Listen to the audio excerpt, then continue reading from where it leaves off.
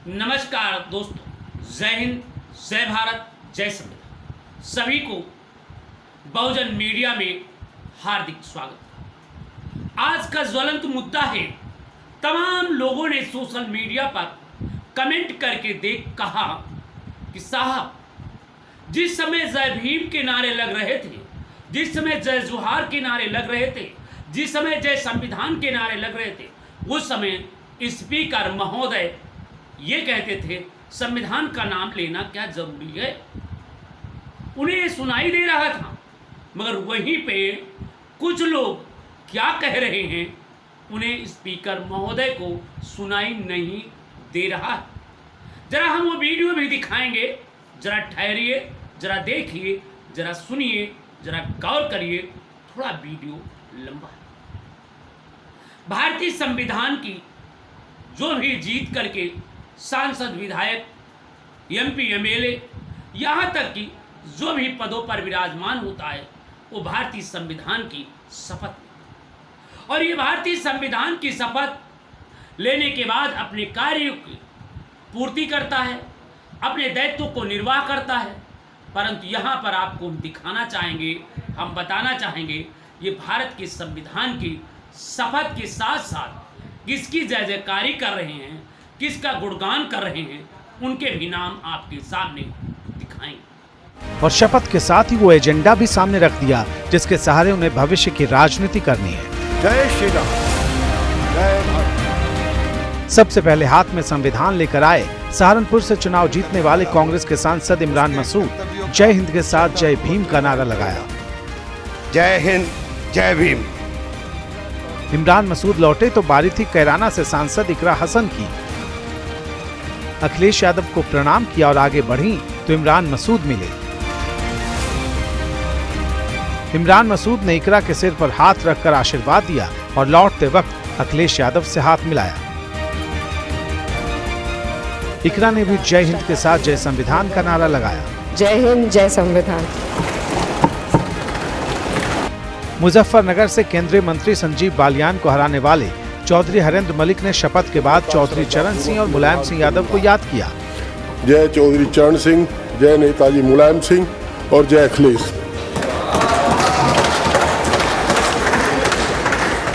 संभल से सांसद चुने गए जियाउर रहमान बर्क ने शपथ के बाद इनकलाब जिंदाबाद का नारा लगाया। इनकलाब जिंदाबाद, समाजवाद जिंदाबाद, भारत का संविधान जिंदाबाद।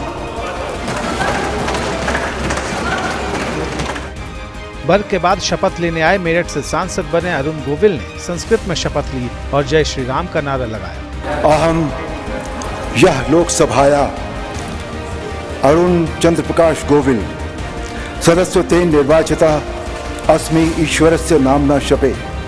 जय श्री राम, जय भारत।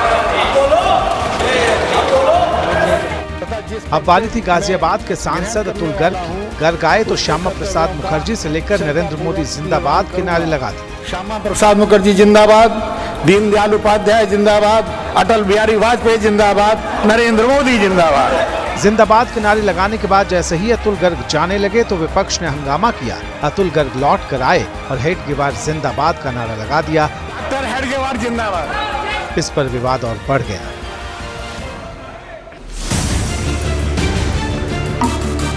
राधे राधे।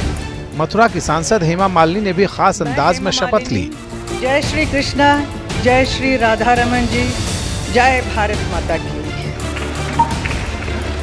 इसके बाद आए फिरोजाबाद के सपा सांसद अक्षय यादव। उन्होंने मुलायम सिंह यादव को याद किया। नेताजी अमर रहे, जय समाजवाद, जय भीम।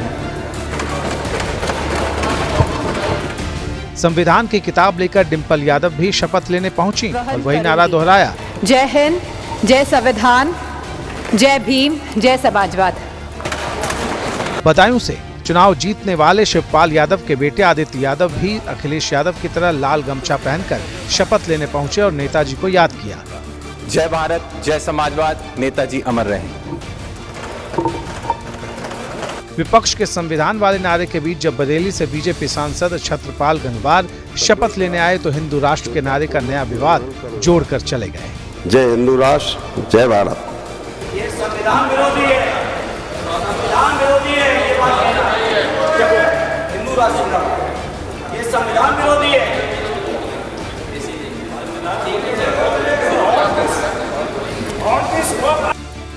बीजेपी के कई सांसद ऐसे रहे जिन्होंने जय श्री राम का नारा लगाया। संस्कृत में शपथ लेने वाले साक्षी महाराज उन्हीं में से एक थे। भारत माता की जय, जय श्री राम।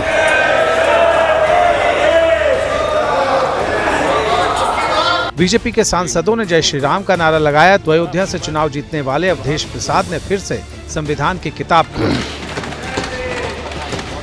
संविधान जिंदाबाद। माननीय नेताजी अमर रहें। वीरांगना उदा देवी अमर रहें। महाराजा बिजली पासी अमर रहें। माननीय अखिलेश यादव जिंदाबाद। पीडीए जिंदाबाद। पीडीए जिंदाबाद। बाबा साहब भीमराव अम्बेडकर जिंदाबाद। उनका संविधान जिंदाबाद। अयोध्या के सांसद के बाद गोरखपुर के सांसद रवि किशन आए और शपथ के बाद गुरु गोरक्षनाथ को याद किया। गुरु गोरक्षनाथ महाराज की जय। नमः पार्वती पते हर हर महादेव। जय भोजपुरी। शपथ वैसे तो सभी सांसदों ने ली, लेकिन अखिलेश यादव और राहुल गांधी की एक तस्वीर इन सब से अलग रही। दोनों नेताओं ने न सिर्फ शपथ के बाद पीठासीन अधिकारी से हाथ मिलाया, बल्कि उनके पीछे खड़े मार्शल से भी मुलाकात की। परंतु स्पीकर महोदय के चेहरे पर मुस्कान है, चेहरे पर गुणगान कर रहे हैं, परंतु ये नहीं कहा कि इनका नाम लेना उचित नहीं है, क्योंकि ये संसद है। संसद में संविधान की बात होती है, किसी धर्म, किसी जाति, किसी संप्रदाय की बात नहीं होती है। यहाँ पर सभी संप्रदाय, सभी जाति, सभी धर्म एक समान हैं और यहाँ पर सभी को बराबर का हक है। इसलिए किसी भी जात धर्म नहीं, मजहब का नहीं, बल्कि संविधान की बात करिए, संविधान की शपथ लीजिए, ये स्पीकर महोदय को कहना चाहिए। परंतु आपको हम तस्वीरें में दिखाएंगे, बताएंगे, सुनाएंगे किस तरीके से स्पीकर महोदय बैठे हैं, गुणगान हो रहे हैं। कोई कुछ कह रहा है, कोई जय श्री राम के नारे कह रहा है, कोई जय अटल बिहारी वाजपेयी कह रहा है, कोई जय लोहिया कह रहा है। माने जो मन आए वो कह रहा है। स्पीकर महोदय बैठे हुए मुस्कान कर, परंतु स्पीकर महोदय के ये एक बात जरूर चुभ जाती है, क्योंकि वो बहुजन समाज के नायक नहीं, बल्कि भारत के संविधान निर्माता हैं, जिस पे सरकारें बनती और बिगड़ती हैं, जिनके तहत सांसद और विधायक जीत कर जाते हैं। मगर जब भारत के संविधान की शपथ लेते हैं, जय भारत की संविधान की जय बोलते हैं, तो जरूर सांसद महोदय को, स्पीकर महोदय को खल जाता है कि सांसद ने संविधान की क्यों जयकारी कह दिया। उन्होंने कहा बैठ जाइए, आखिर में क्यों? क्या ये संसद में इस तरीके की बातें कहना स्पीकर महोदय को क्या जायज है? उनको भी कहना चाहिए यहाँ पर जाति धर्म का नहीं, बल्कि यहाँ पर संविधान का राज चलता है। किसी धर्म ग्रंथ से संविधान नहीं चलता है, ये संसद नहीं चलता है, ये संविधान से देश चलता है। संविधान में सभी को बराबर का हक है, चाहे जिस जाति का हो, चाहे जिस धर्म का हो, चाहे जिस मजहब का हो, चाहे जिस वर्ग का हो, सभी को संविधान से न्याय मिलता है। परंतु बड़े विडंबना के साथ कहना पड़ा, इस वीडियो को देखने के बाद जनता ने तमाम तरीके के कमेंट किए कि साहब इस पर कुछ तो बोल दीजिए, क्योंकि अगर इस तरीके से रहा तो 90% जो 85% है बहुजन विचारधारा के लोग हैं, बहुजन समाज के लोग हैं, उनके हृदय को कठोर घात पहुंचेगी, उनके हृदय में चोट पहुंचेगी। इसलिए उन्होंने ये बात कही।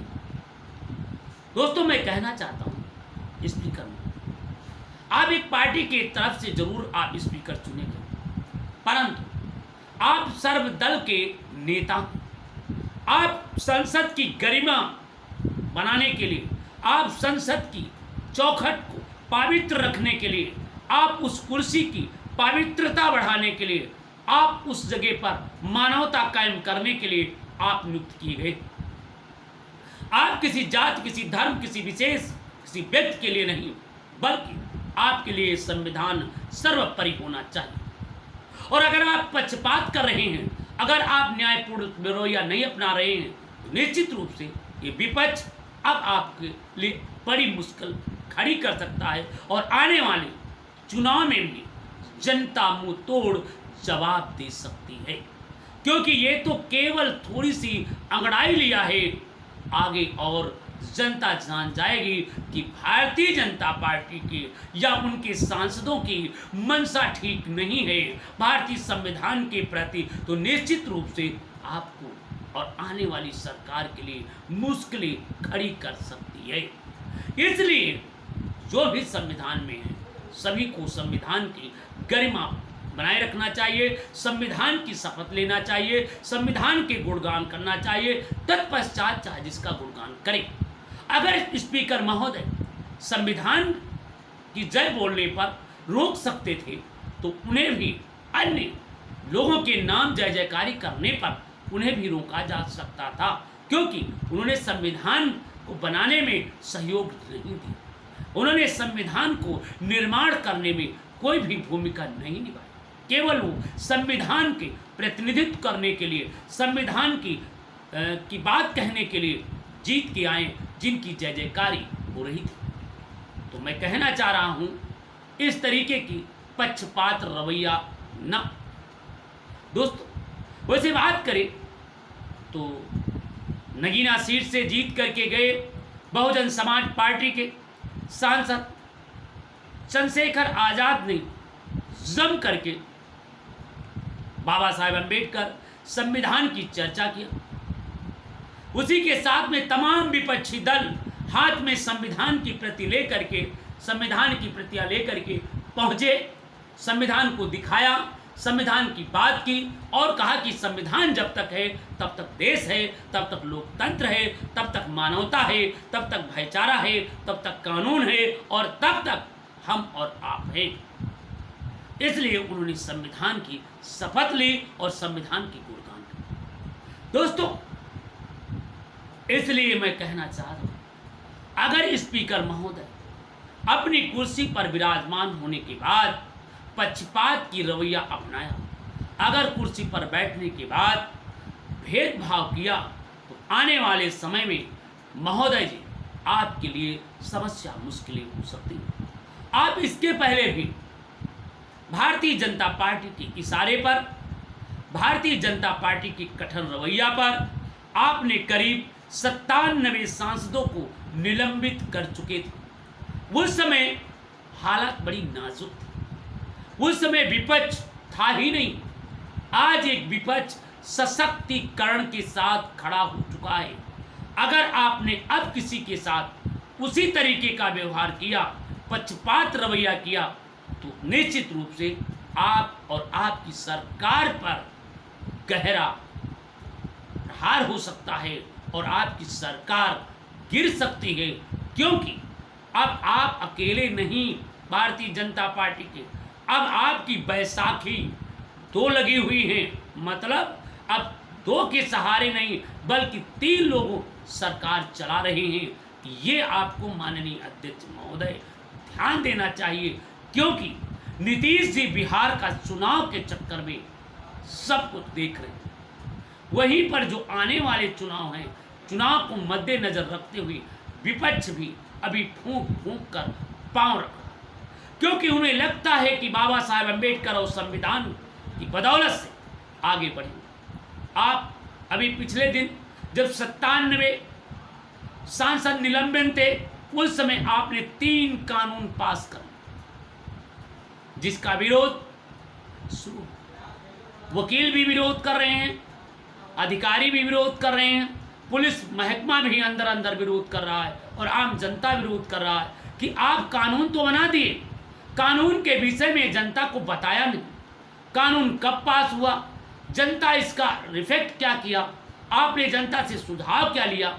इस तरीके की आपने जनता के बीच किसी भी प्रकार का प्रचार प्रसार नहीं किया, जिससे जनता आपके इस 3 कानून से नाराज है, जिसका खमियाजा आने वाले चुनाव में भुगतना पड़ सकता है। आप तो ये कह दिए कि इनकी पुलिस रिमांड 90 दिन के तक ले सकती है। आपने ये नहीं कहा कि सरकार 15 दिन में, 20 दिन में इतने पुलिसकर्मियों की भर्ती करने जा रही, इतने थाना अध्यक्षों की भर्ती करेगी, इतने आईएएस की भर्ती करेगी, इतना पुलिस महकमा बढ़ाएगा जिससे अपराधों पर अंकुश लगेगा, तत्काल उनकी जांच का बोझ कम पड़ेगा। 24 घंटे जगने वाला पुलिसकर्मी को अब 8 घंटे ड्यूटी करने पड़ेगा। आपने ये कभी नहीं कहा। आपने ये कहा कि अपराधियों को बंद रखा जाए, 90 दिन तक किया जाए। इस तरीके की मनगढ़ंत, मन सोची बात कह करके आप जनता पर जो अपना निर्णय थोप दे रहे हैं, भारतीय जनता पार्टी के लिए मुश्किलें खड़ी हो सकती हैं। इसलिए भारतीय जनता पार्टी स्पीकर महोदय से निवेदन है कि जो भी आप निर्णय लें, जो भी आप फैसला करें, वो जनता के हित को ध्यान में रखते हुए राजपथ महोदया जी से भी निवेदन है कि अगर जहाँ पर उन्हें समझ ना आए या आपको ये लगे कि ये गलत हो रहा है, गलत को गलत कहो, सही को सही कहो, तभी आपकी गरिमामय पद की बनी रहेगी और आपका सम्मान होता रहेगा। माननीय अध्यक्ष महोदय, माननीय राजपथ महोदया और माननीय सांसद और प्रधानमंत्री, भारतीय जनता पार्टी के सभी सिपाहियों से मैं निवेदन करना चाहता हूँ, कानून का राज चलाइए, संविधान का राज चलाइए, पक्षपात रवैया छोड़ दीजिए। इसी के साथ मैं अगले वीडियो में फिर पेश होंगे। जय हिंद, जय भारत, जय संविधान।